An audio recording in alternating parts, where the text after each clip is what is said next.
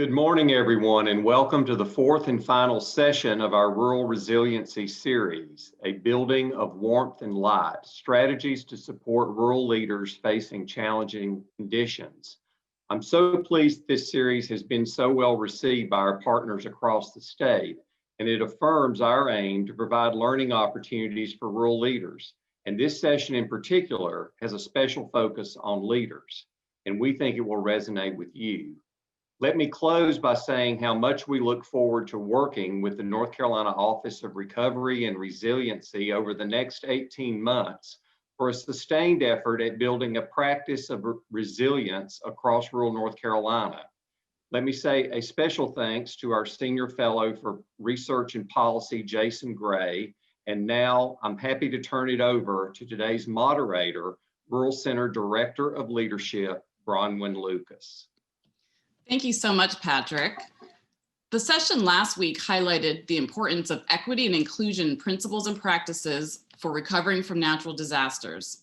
A recording link of last week's session was shared in the email that you received Monday morning.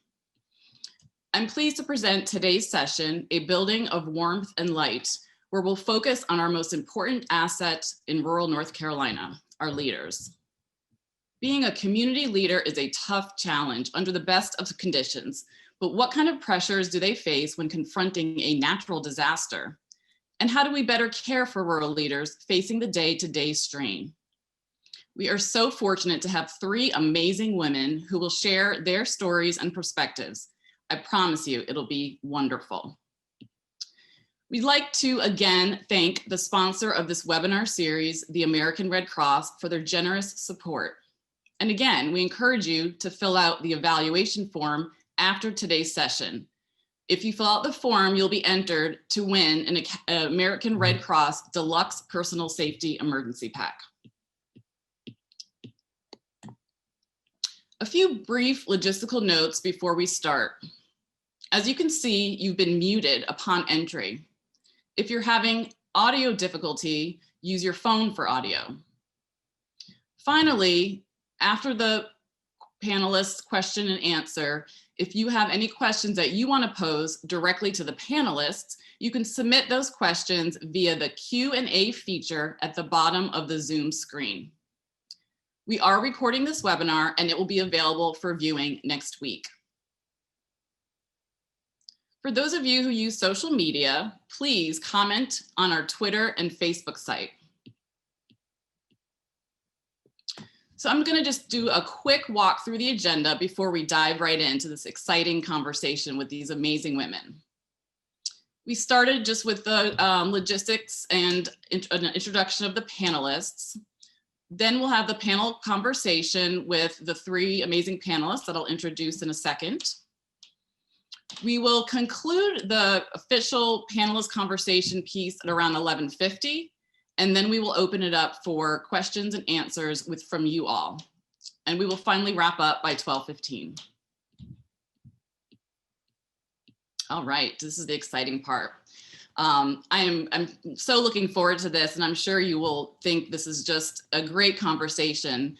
We have three exceptional rural leaders today, and their full bios you can find on the registration page, and we encourage you to read their backgrounds. First, I'd like to introduce Alice Chenal. She's the Quality Improvement Director at Rural Health Group. It's a federally qualified community health center dedicated to providing primary medical care, dental care, and other health-related services for the underserved. Alice has more than 20 years of experience working in several domains of health to include health education, administration, coalition building, and health professions workforce development. We are fortunate to have her as a Rural Center board member as well. Next, I'd like to introduce Karen Amsbacher. She's the executive director and founder of the Core Sound Waterfowl Museum and Heritage Center in Carteret County on Harkers Island. She has been a fierce advocate for preserving and supporting coastal communities through the creation of the Outer Banks National Scenic Byway and Down East Tomorrow, just to name a few. Over her career, she has been involved in many publications and documentaries about North Carolina's distinctive coastal culture. She's ridden out hurricanes, too numerous to mention. She also wants you to know that being from Harkers Island is all that matters to her. Finally, want to welcome Dr. Robin Tudor Markham, Director of the North Carolina Agri-Medicine Institute, a partnership among North Carolina A&T, Eastern Carolina University, and North Carolina State. The mission is to promote the health and safety of farmers, fishermen, foresters, their workers, and their families. Dr. Tudor Markham is certified in mental health first aid and completed Michigan State University stress management training.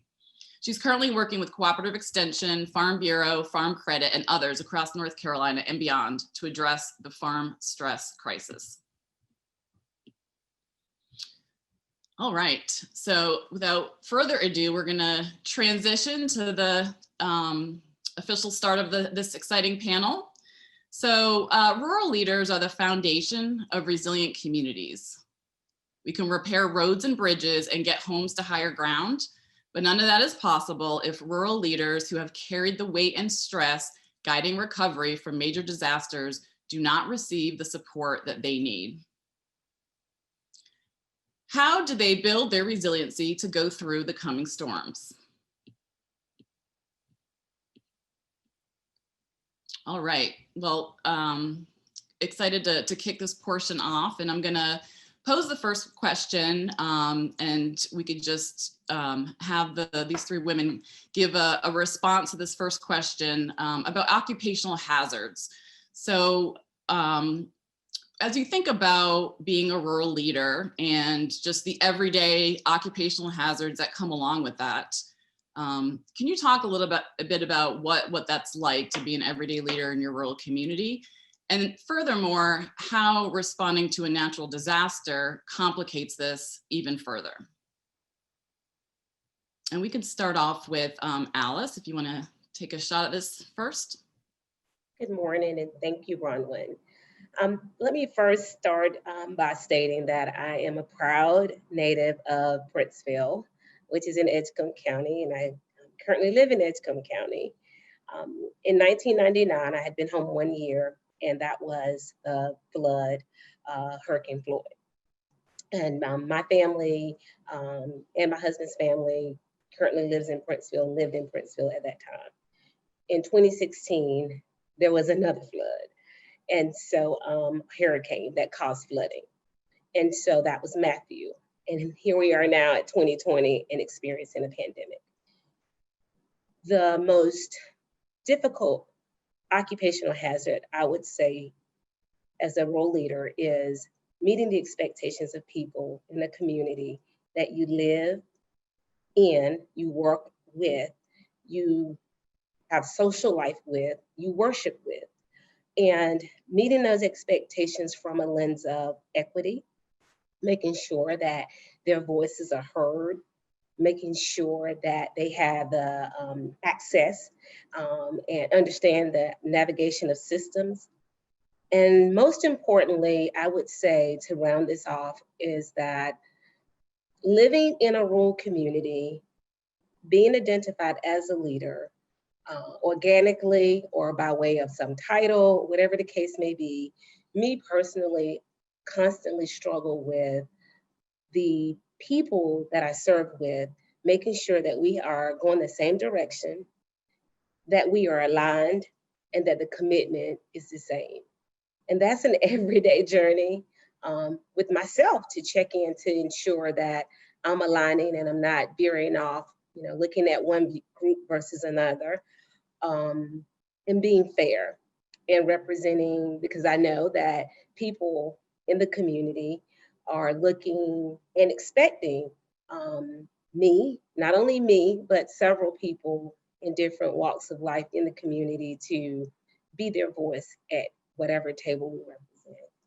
So I will pass it to the next, but those are the three occupational hazards that I face on a daily basis.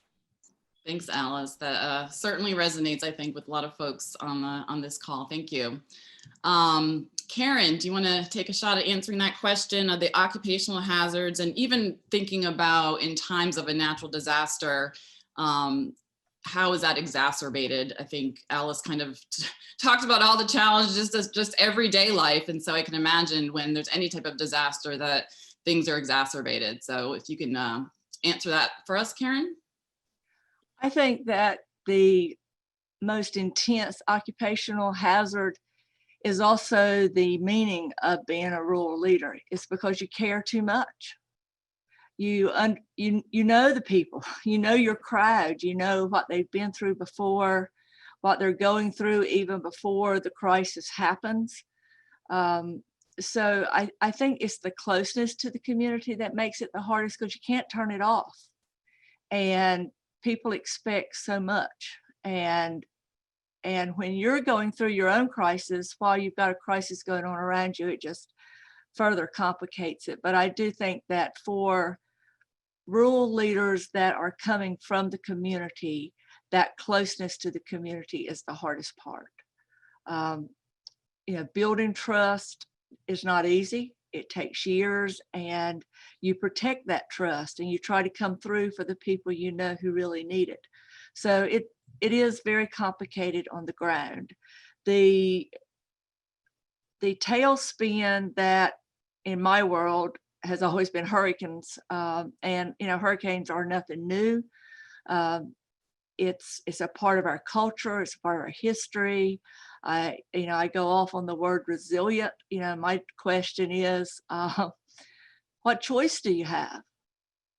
You stand up and you clean up and you pick it up and you move on. So, with my most recent hurricane crisis of Florence and all that we went through in down East Carteret County, and to some degree helping with Dorian over at Ocracoke, there's no time to think. You miss an email and you've missed an opportunity. So the pressure is intense. And again, it gets back to the people who you want to help the most are often, at least in my culture, the last ones to ask. The people who ask immediately are those who are accustomed to asking, and there's nothing wrong with that. But the deepest needs are very often embedded in a community of pride and independence and determination to figure it out on their own. And we're still trying to help people with Florence recovery. It's been over 2 years because people won't ask. And then you have to balance that line between privacy and respect and really wanting to help. And that takes working through family members. So again, I say knowing the people, understanding their history, their makeup, their character, and building a trust within that has to be protected in a crisis too. And everybody's vulnerable at that point. You run on energy, you run on stamina at first, but about 6 months down the road, you start getting weary and get tired. And so it's the balance between knowing and understanding and then having to accept the reality that you can't fix everything. That's the hard part. Wow, thank you. Those some good nuggets of wisdom in there, and I can hear the passion as you speak about your community. It's obvious that your community is your heart. So thank you for your leadership. Same question, Robin. All right, thank you. I am very appreciative of the opportunity to be here today and for the comments that we've heard from Alice and Karen, because my comments will echo some of the things that they have said. And I think that one of the things that is so important for us is continuing to be the true voice for the people that we serve every day. And so many times when disaster comes, people from the outside show up, and it's like we know what people need, we know what people want, but like Karen said, if you don't really know the people before the disaster or before the pandemic hits, then you are not necessarily going to have the right answer for what they need when those situations arise. And so because of really being part of the community and knowing true needs, or knowing how to listen. And so, you know, I think that many times rural leaders carry a lot of burdens, because if you are a part of the community and people know that you are listening, that weight becomes pretty heavy because the landscape is wide. There's a lot of work to do. And how do you decide what comes first? And how are you able to break down silos that may exist to being able to get something done? So I'll give a for instance, with the pandemic, we've had some really substantial needs in our agricultural communities that are contrary to FEMA policies for reimbursement. That doesn't make the need go away. So how do you continue to be responsive when you know you just keep going back to the brick wall and hitting your head and hitting your head? Because in addition to service, frustration comes in, and being able to maintain positive reserves so that your own battery does not go dead.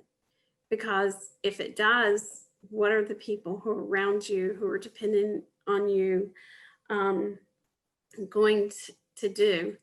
So I think, and I want to go back to where I started, and I've experienced this in other times besides when there was a crisis, that you have to overcome the mistaken identity and stereotype of rural that many people from rural communities seem to have.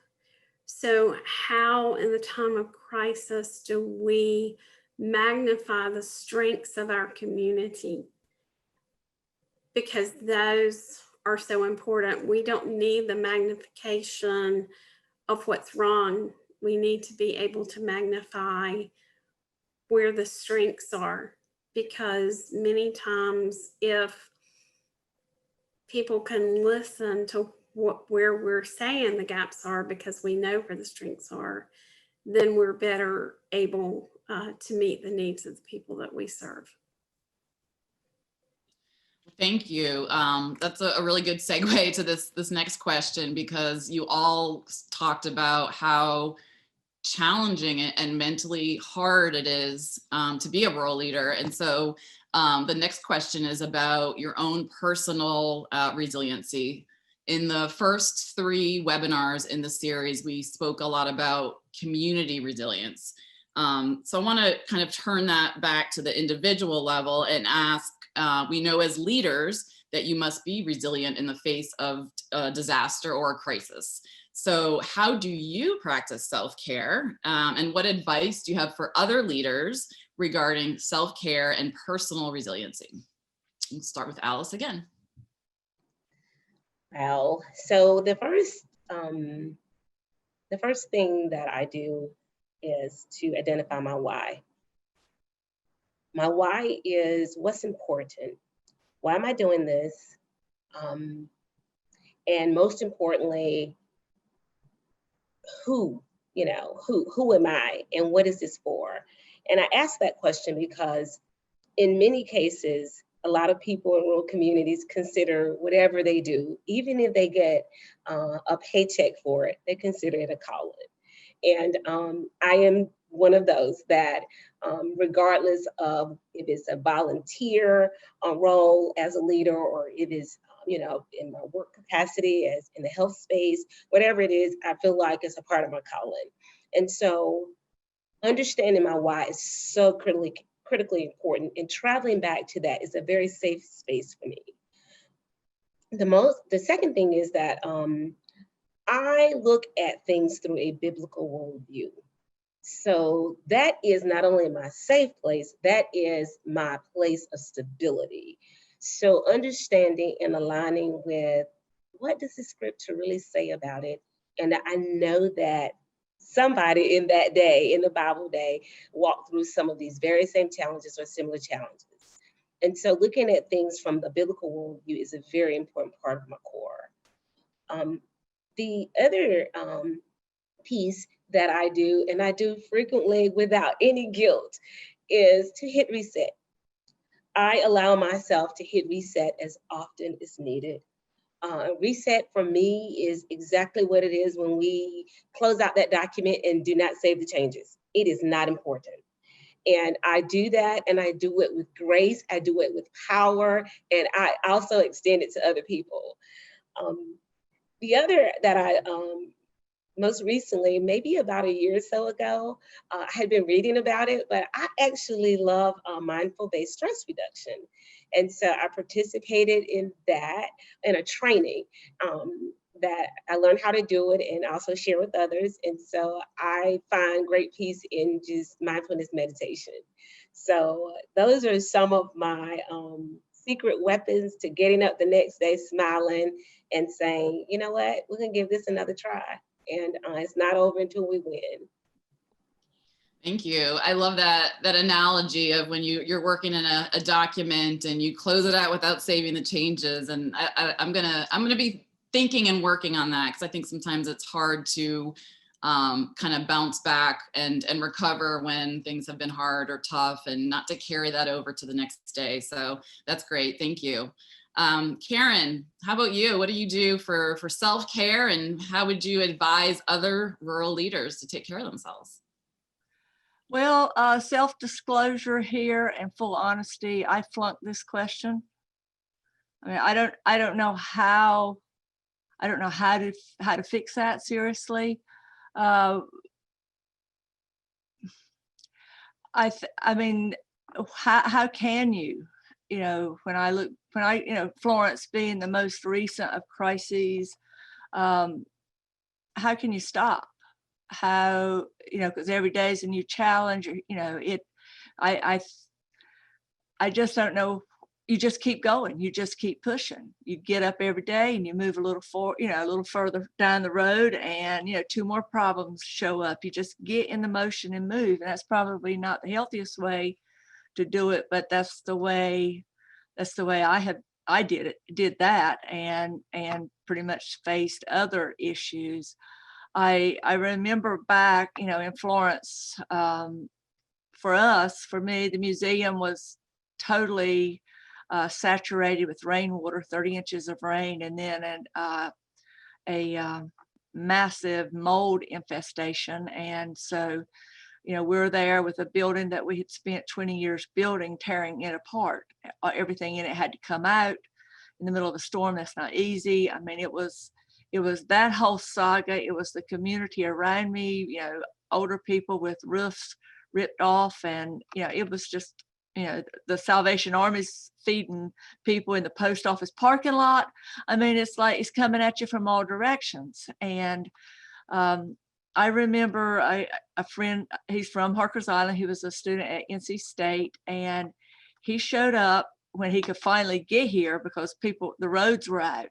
He showed up with a bag of Bojangles biscuits on a Sunday afternoon, and we sat on my porch, and because it was hot, there was no electricity, there was no cell phone coverage.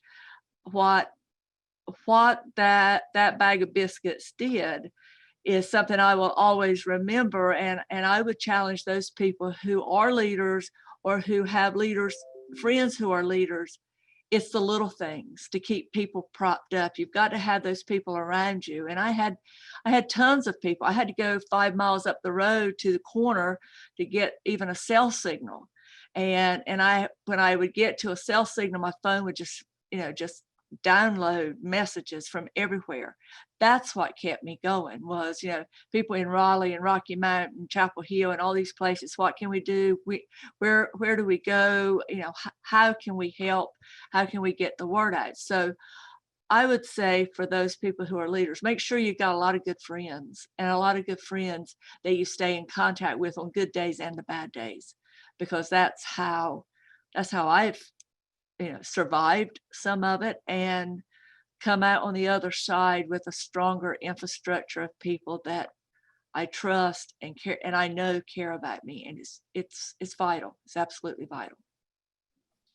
Thank you. And that's something that you said in the beginning about you failing, which clearly does not sound like you failed. It sounds like you've learned to really accept and appreciate the little things. But we hear that a lot when we travel around North Carolina and speak with rural leaders, that they don't know how to practice self-care because like you said, it's coming at you from every direction, and you may be the one and the only leader in that community. And so I appreciate your sentiment. And for folks on the call, if you can take one thing back from this call, remember, eat Bojangles, right? That's the secret to success.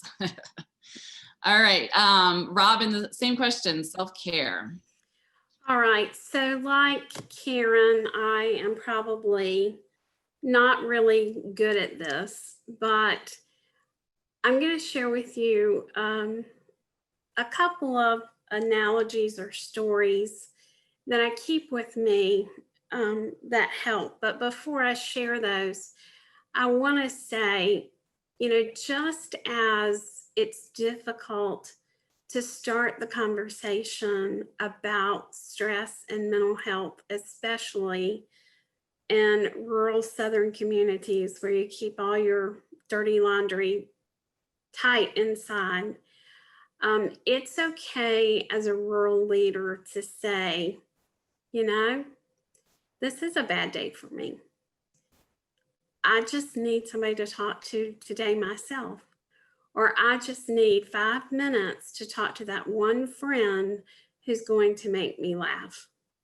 It's okay to admit that. And as hard as it is for us to say, this is not my day, we need to do that. We have to be truthful with ourselves and others. And like Karen and Alice, I'm sure I have some of the most wonderful colleagues that I've worked with through the years that are my go-tos.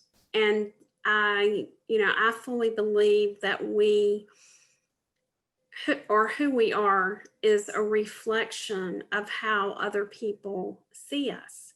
And so when other people say to us, your reflection isn't what it normally is, I'm concerned about you today, then you need to listen to them because they're not going to let you down. So it's okay to be truthful, and it's okay not to say okay, because that's often what people, how we answer. Someone says, how are you today? And you say, well, I'm okay.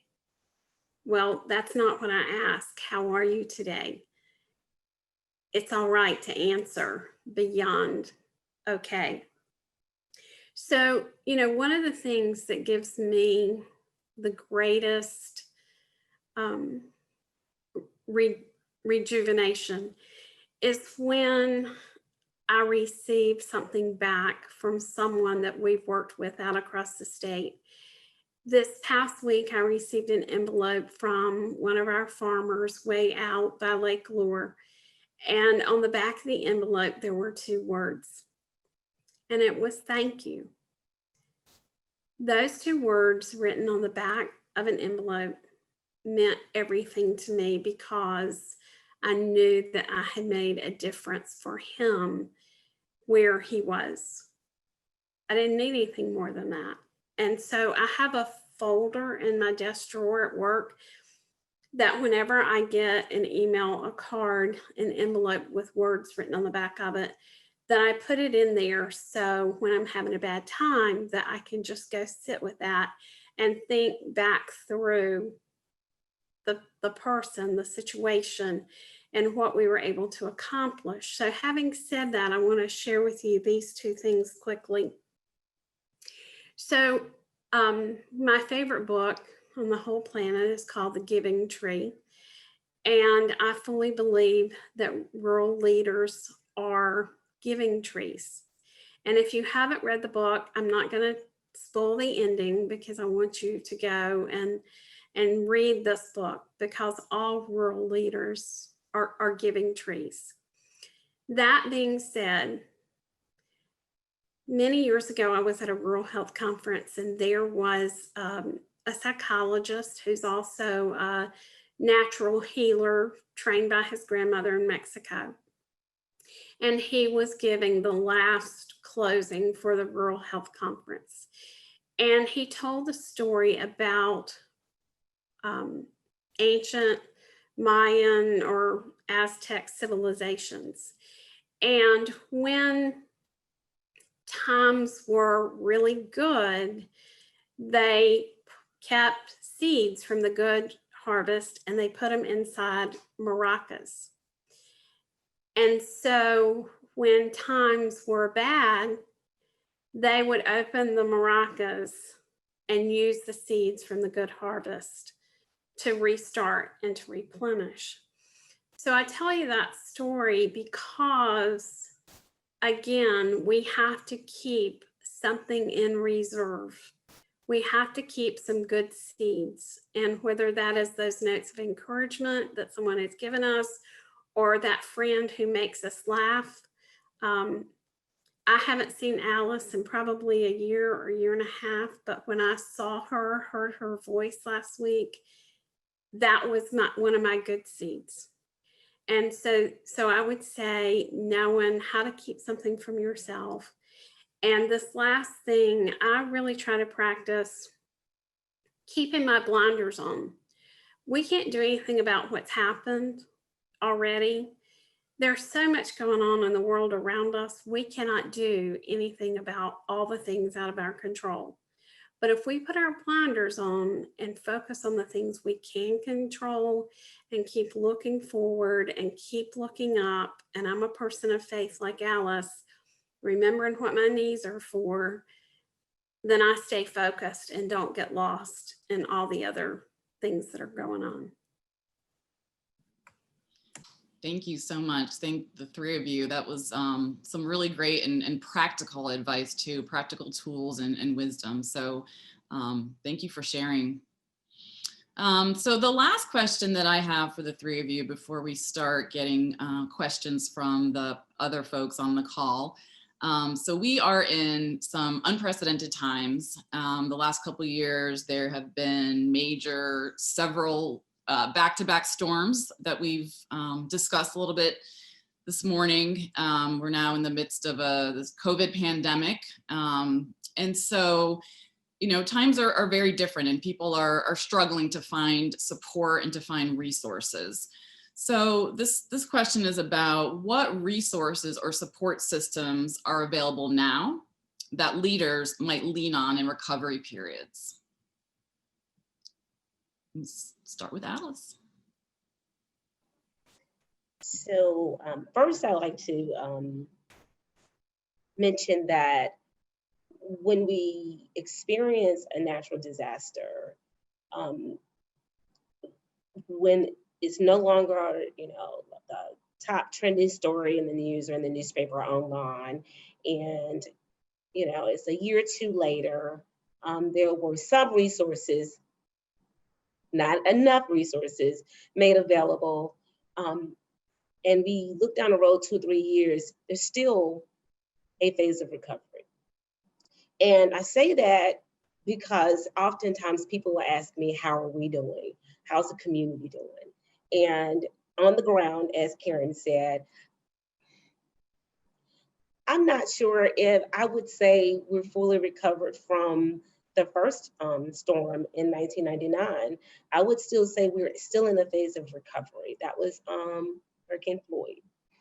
To that point, when I'm riding around in the community on my bike and walking around or whatever the case may be, and I'm seeing empty houses and structures, I wonder what is it that we do to bring our community back together or bring more people? And so when we talk about resources, one, shameless plug here, the Rural Center is a great resource around how to, maintain or grow resiliency. And not only that, just tools and how to look beyond what you were and reimagine what you could be. I want to state that clearly. And the other thing I want to mention that is really important that both Karen and Robin have touched on is spanning the boundary, how you see who should be doing what. In the health space, we talk about a collective impact, how health is everybody's business. And so in the communities, whether it is the community that is now dealing with all types of trauma related to COVID, or whether it is still some phase of recovery because of a different type of natural disaster, we have to look differently at what we expect from each other and beyond each other. From a boundary spanning perspective, it is not seeing what are the challenges as just challenges and the boundaries around those challenges, but how about looking at it from a space of a frontier? The other thing I want to mention around just resources is this isn't like a place you can call, how you go online. This is pretty much, let me pause and say, I believe in the art and the science of leadership. And so from this scientific perspective, there's all types of models to say this is what a leader should be, whether you're in a rural community or urban community or whatever case may be, this is what defines a leader. Some people say leaders are born. Some people are able to lead processes and projects. But I think that this is from a situational leadership perspective, if we understand that, from Karen's point, that showing up in a space and leading by being there, leading by selling, leading by telling, leading by delegating. And those are all frameworks in situational leadership. And so sometimes I think as a rural leader, and I would like to encourage other rural leaders, is that you don't always have to be the voice speaking. You don't always have to be the hands working, because sure enough, there are other people that care. Sure enough, there are other resources. But when we see it, and when I see it from the lens of who I know or who I am accustomed to, or the systems like the local government systems that are in place, yes, those are important factors. But I think the most important resource, again, in any rural community, the asset are the people. So spending that time, a lot of times, especially in this environment, we have not met anyone new, or we have not had the opportunity to build authentic relationships like people that we've met over the years and we see at conferences every year, and each year we meet someone else new. We've not had those opportunities. And because of that, we don't know who's in our community all the time. And we may underestimate who has the ability to do what. And so I think from a systems perspective, a resource perspective, there are people that are on the ground in the community where we live and sleep and play and pray, that are not only concerned, but are interested in being involved and helping and being a part of the solution. So that's important. And I think is not only important, I think creating tables and opportunities to bring people together and expanding the network in order to be able to do that. And I go back to boundary spanning, because people set boundaries and in communities and leaders to say, if you're not from here, you don't understand. Or if you didn't grow up on this side of the track, you don't get it. And I'm about pushing those down. I'm about expanding that. I'm about saying, if you care and have motivation and resources, definitely come to this table. And I like to just kind of round this out with a quick story. And I have not spoken with them directly. We've been emailing and texting, so I won't really get into calling their names. But there's a they'll know who, if anyone's on here from Edgecombe County, you will know who these people are. But there are two young people. I call them young people. They're young. They're young like me. I'll say that. that came to our community with Teach for America, and they acknowledged the trauma that students had been experiencing or was still experiencing due to the hurricanes. And like an example is when it rains. And so they took the initiative to not just teach the student, but to help with dealing with the trauma, acknowledging what it is, that it was traumatic, it was a traumatic experience, how it impacted not only them and their families, but the community at large. And then how do we become resilient as a result of that?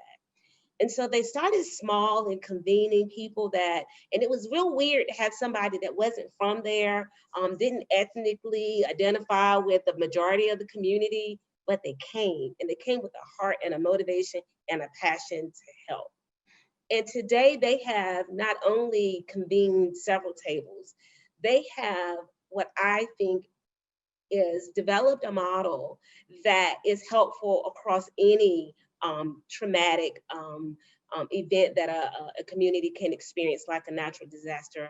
But they have also, in my opinion, set a bar to say, you can navigate, you can be a part of solving the problem, and you can let down the boundaries and see the frontier of all the assets in the community and move in a different direction and build back better, and thrive beyond that disaster that you're experiencing. So I just want to leave that, because I think that it's important that we look around at the assets that are in our community in order to really move forward and capitalize on what we have, and to solve some of the problems that we have, but most importantly, to thrive. Thank you. I heard that. People as an asset, and as a rural leader, sometimes you need to step aside and let other people rise up to leadership. So thank you. So Karen, the same question to you, talking about resources and support systems that you would recommend to folks, and what could we be doing differently? What's an idea for something that you think might work that we don't currently have available as a support system or resource? From the end of the road down here, I think the greatest challenge right now with this, like it is anything, is spanning the space between where we are and where programs and resources are, whether that's Raleigh, state government, university, researchers. You know, my people, my culture we are not joiners. We're not used to people coming and telling us how to mind our business, how to run our communities. And I really worry that the next generation leaders are going to need different skills from what my parents' generation of leaders needed. Basically, you know, a generation ago, leaders were just people who were willing to do the work.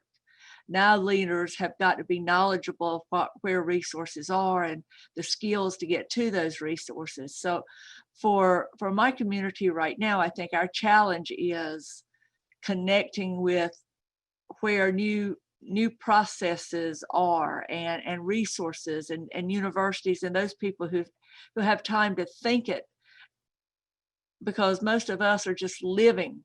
We're living in this community that we're trying to lead. The other point I would make with that is, you know, COVID, for all the things it has taken from us, I personally, you know, mourn for the opportunity where we were before COVID when it comes to storm preparation and community preparation. My people were ready to talk about it. After Florence, folks were willing to say sea level rise. They were willing to recognize that what was happening was just not a storm here and a storm there, but a series of changes that we couldn't just pick it up and go from. And in fact, the museum had an exhibition and a whole program plan centered around getting communities together to talk about it. Now that COVID has set in, that has put that on the back burner. And I think that's a really sad reality. We're trying to keep the conversation going and trying to stay in touch. But I think that's going to be one of the lasting impacts for my community with COVID and the emergency it is delaying further conversation about emergency management and community planning. Thank you. All right, Robin, it's your turn. Support systems and resources. Okay, so as I'm listening to Alice and Karen, I cannot echo the importance of what they have said enough. Knowing when you're the roadblock to something happening and being able to realize that you cannot do everything yourself. And just because we've always done it this way doesn't mean that we need to continue to do it that way. So being able to allow a new cast of leaders to emerge, that is so important. And just as Karen was talking about planning, you know, one of the things that COVID has been most difficult for us is that we've been trying to fly the airplane while we've been building it. None of us were prepared for COVID. And as particularly in the agricultural community, as we make the transition into the next growing season and, you know, just getting started with vaccine, we have to turn the corner from being reactive to having a plan and identifying best practices and innovative solutions. We cannot wait to break the silo walls down until something happens again. We should be able to use this experience to better prepare us going forward. So even though we're limited in COVID with what we're able to do, I'm just going to challenge everyone. Try to do the best you can to mend the holes in your net now. It's never what we know, it's who we know. And it's being able to listen and truly open ourselves up, which sometimes we're not good about doing. So if there are state agencies or there are nonprofits that you haven't worked with before, make yourself a list and make it your business to start introducing yourself to them and building those bridges now. It's ever so important. But I want to speak just quickly to this great organization, and there are other organizations like it. But so as we've been addressing the farm stress crisis, a lot of which has come from weather, COVID, markets, and the list goes on, we've been trying to identify programs that could help our agricultural communities. One great organization has been the American Foundation for Suicide Prevention that has a chapter here in North Carolina, offers a lot of great free training and resources. And if you don't know them, I encourage you to get to know them. So someone doesn't have to be contemplating suicide to reach out to AFSP, but they know lots and lots of people who work in behavioral health or who are in the communities that can help be that support. So I just want to put a plug out for them and the great work they do. But I also want to encourage us to think about, as we think about what's needed, not just for our communities, but for ourselves. We've started a new program now called Farmer to Farmer that peer, farmers have said, I'm willing to be a peer farmer, to be someone that if a farmer needs someone to talk to, because quite often it's not their family, it's not their business partner, they need someone else to talk to. So we're putting Farmer to Farmer together. And as I'm thinking about our conversation, I'm thinking, a rural leader to rural leader group like Farmer to Farmer might not be a bad thing. And I think Farmer to Farmer will take on many different variations, whether it's virtual or when, faith circles or whatever. Sometimes it's just that text message from one farmer to another that says, hey, I just want to check in on you today.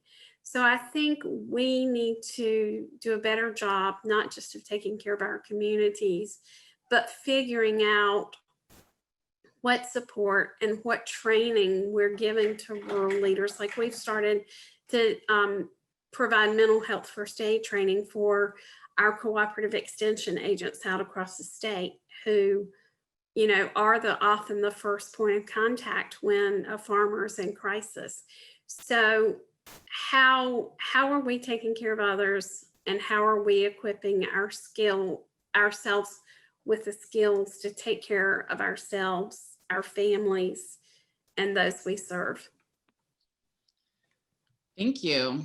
I think throughout these past 3 questions, there seemed to be a theme of the power of people. And I'm sure folks on the phone and on their computers will see that we've had 3 really powerful people, powerful women here this morning to lift up some of their stories of rural leadership. And I'm sure that you all now have questions to ask of them. So we're going to transition to that portion of this webinar where you'll have a chance to type a question that you have in the Q&A box, which you can find again on the bottom of your Zoom screen.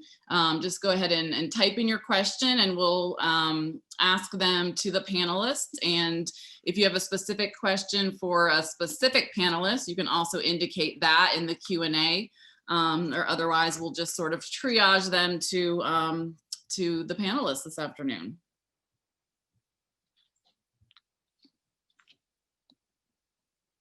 Let's see. So the first question, which I think is probably a comment, but I do want to read it because I think it's really important as we were talking about self-care and personal resiliency. This person says, thank you for your leadership. Dealing with these issues are hard, especially when you're helping others before yourself. I was in local government here in North Carolina for 13 years and understand how you feel. It's stressful, it's exhausting, and rewarding that you can make a difference as well. During a high hazard dam partial breach after a heavy rain, the local fire chief told me to do one thing, take a breath, do another, etc. After the incident, I think I was suffering a form of trauma or PTSD and guilt and cried every day. I worried about what could have been, but wasn't. The dam didn't fail and everyone was saved, but I was stressed internally. I talked to a counselor and learned how to release my stress. Release my stress. From then on, I looked at life differently. The little things are so much more rewarding. It's okay to cry. It's okay to laugh. You don't have to be perfect. And that is really, really, really good advice. I think that we all need to hear and to take to heart. And I know the 3 of the panelists also sort of focused on that, and it's okay to say, I'm not okay. And, you know, to really be honest about what you're feeling. Because I think when we all open up as leaders, we give space for others to open up and to tell their truth. So thank you for that comment. Does any of the panelists want to have a follow-up to that comment about, you know, being okay to cry or to breathe or to take a deep breath? Would definitely encourage that, to own the moment that you're not okay, or that you know, this is a time to definitely press pause. I'd also like to mention that Robin, to circle back, Robin talked about or suggested how maybe rural leaders should come together in, you know, in the form of peer groups. And I want to acknowledge that that is a definite way to be resilient and move in that direction. If you don't feel like you're resilient, I have several of those and rely on them.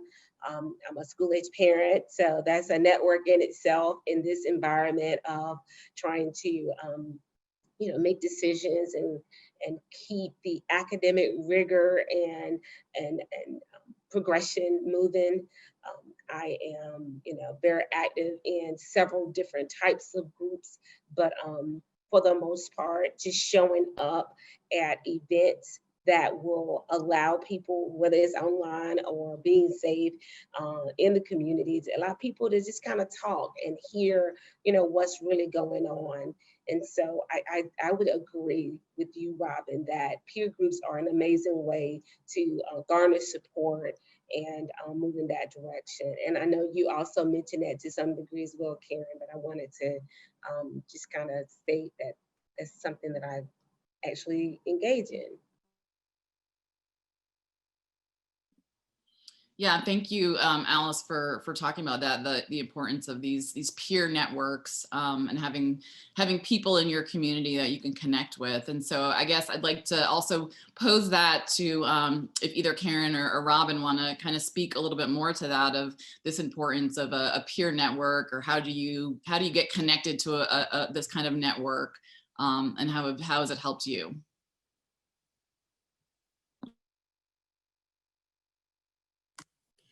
So I think most of the peer networks that I have evolved. They've evolved. They're not things that I think to this point that I have intentionally done, but I'm going to say it's planting and harvesting my flowers along the way. And by that, I mean, there are people that I have met now almost 40 years ago. Yes, I'm seasoned 40 years ago, but I think to the person who is not only my medical director and my direct report at ECU, but one of the best friends and one of the best mentors I've ever had. And whether it was, in the 80s when we were working alongside each other, or during a period of time that I was away from ECU, and then when I returned, it didn't matter. I could always go back to that individual. When I suffered personal loss, I remember on the way to my husband's funeral service, I told my sister, if this person is back in the country, because he was in England at the time, I said, this person will be here for me. And so within 15 minutes, he walked into the funeral home and I was like, I knew you would be here. I knew you wouldn't let me down. So when you build relationships over time, you are assimilating or accumulating, your peers who are going to be your supports. But I think now, and I think maybe it's because of the kind of work we're doing at the Institute and helping to reach others, that this concept of peer support is becoming more and more clear to me about why it is important. And remembering that this particular friend makes me laugh and I haven't talked to them in a year and a half, but I need to do something about that. And so I think we need to think more cognizantly about doing this. Thank you. Thanks for that, Robin.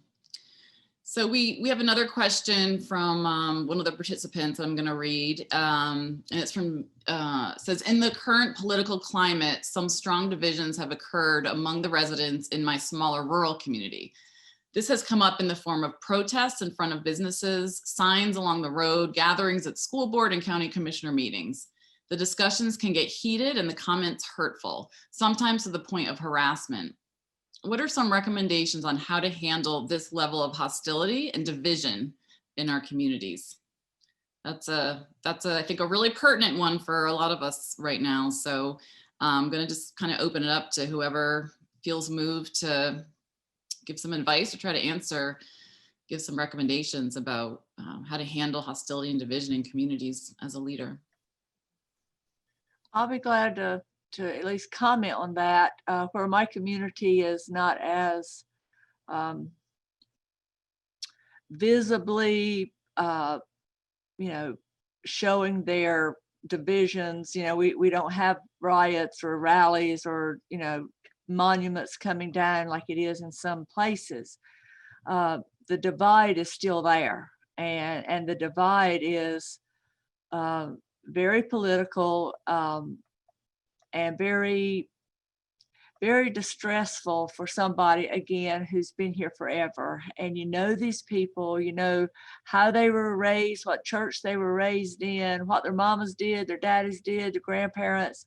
You have all these people around you whose politics now have become very visible, very visible and very hurtful, and you know, social media, for all the good things it is, I think it has fueled the fire of this divide. So, you know, we all live in it in whatever level we have, and we, you know, I struggle with it, and I have personally, the way I've handled it is just trying to keep my mouth shut, because I know there are people who differ with my perspective. Even though I don't understand it, I cannot comprehend it. I know I want those people in my life after this election is over and in the years to come. And the current political structure is not worth my friendship and my relationships with those people. So I'm in several little chat rooms that we get on there at night and unload our frustration, share the drama of the day, and kind of keep each other picked up. But at this point, I don't think we need to add anything to this divide. As leaders, we've just got to maintain the course, let everybody have the space. It's like I told my son, I said, to be tolerant means you have to tolerate others. It's not only about others tolerating you, it's about you tolerating everybody else. And you don't have to understand people to tolerate, and to love them, to struggle to love them through it all, even though you can love people without understanding them. So it's been very hard, I think, for people in local communities, because, you know, there's always been a political divide here and in every community, but it's always been with respect and space. And you knew that after November blew by, it would all settle down and move on. And right now there's a lot of uncertainty about that. So I think everybody's eager to get the signs down and move on. And I hope and pray that the people in my world that were important before this period in our history will be there in the next period, because it will change. We can't live like this as a country and as a community forever. Thank you. Anyone else want to respond to that?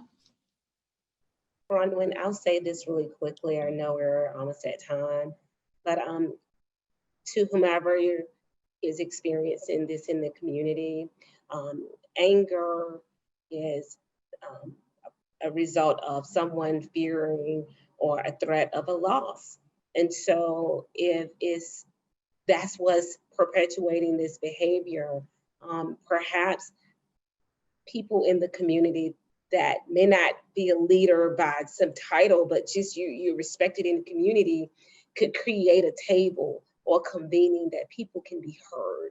And I think that's what is being expressed. I'm not supporting any type of behavior that would, tear down a community instead of building it up. However, in a spirit of understanding that this could be not the only reason, but it could be a very real reason that this is occurring, that people don't feel included, or they may not feel heard. So if there could be opportunities for your elected officials to bring people together, let people talk and disagree in a facilitated way that's safe, and then making sure that not only safe, but that whatever is being heard, that people have an opportunity to receive a response, so that they can have a better understanding of big picture and other perspectives. And so I just wanted to encourage that. Thanks, Alice. Robin, do you have anything to add to that, or? Well, I just wanted to say that there's a couple of things in what Alice said there that I think is so important. One of them is the tool of neutrality. And I've used this in so many different situations throughout my years. And by that, I mean when there is an opposition or there's a difficult situation to deal with. If I invite that person to my space, then they're threatened. If I go to that person's space, then I don't feel comfortable. But if I can find a neutral location, a neutral person to talk with us so that we're all on a level playing field, many, many times things turn out so much better because the context or the backdrop on which we're able to have our discussion is just more relaxing to everybody. And so that tool of neutrality has served well so many times. And so I want to give a plug to our state COVID vaccine committee, because what DHHS has done is to look across North Carolina and they have really sought to find people from many different communities, many different walks of life, many different races and ethnic backgrounds, because COVID is an issue that affects us all. And so I think that as rural leaders, it's important for us to really stop and ask the question to our communities: who's missing at the table? Whose voice have we not heard? So that we're not hearing the same voices over and over, but we are reaching out to hear the local auto mechanic or the local landscaper, or the youth, or the seasoned community member who's missing. So I think sometimes we overlook the wisdom and the contribution by not identifying who truly is affected by the issues that surround us. Thank you, and I hope that advice was helpful to the person that made that comment. Wow, this has really been a treat for me this morning, and I hope the other participants on the call, that lots of what these leaders have said has resounded with you as well. It's been great listening to your advice and your wisdom, your reflections.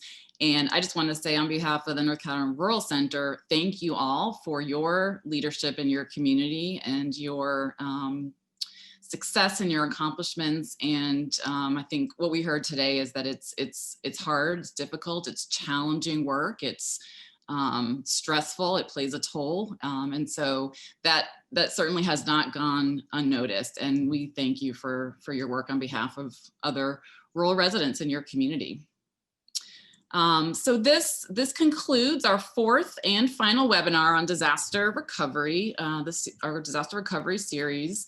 We want you to just stay tuned for updates on our Resilient North Carolina project that we've launched. It's in partnership with NCORE through funding from the USEDA. We hope that you're signed up to receive our newsletter and that you're connected with us on social media so that you can get some of these updates and you can hear what we're up to. Also, just want to remind you, after this webinar concludes, you'll receive a link to the survey. And so if you can remember to complete that survey, you be entered for a chance to win an American Red Cross Deluxe Personal Safety and Emergency Pack. So we hope you found this series useful. We hope that there's information and tools that you can use to work back in your communities to build on a higher ground, and that you've got some community resilience strategies for the storms to come. Thank you for joining us today.